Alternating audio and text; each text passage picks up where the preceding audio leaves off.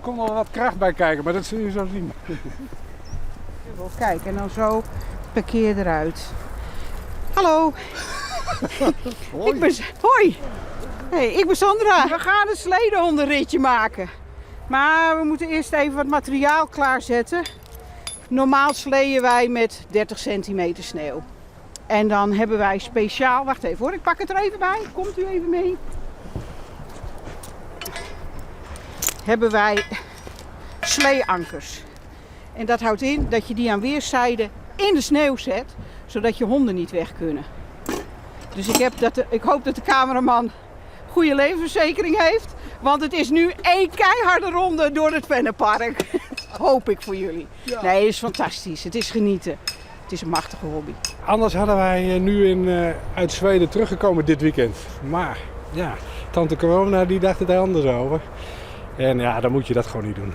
Dus ja, dat is jammer. We zijn een paar dagen naar Ameland geweest om de pijn wat te verzachten. Dus lekker over het strand heen gebanjerd.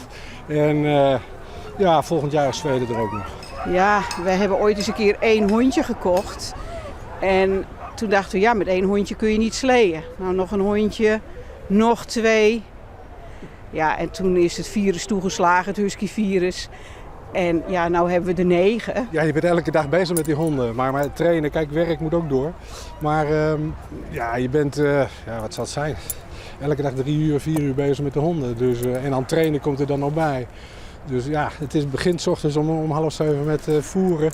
En dan moeten ze uiteraard eventjes hun dingetje doen. En gaan ze even mee naar binnen, even socializen. En dan gaan ze naar buiten.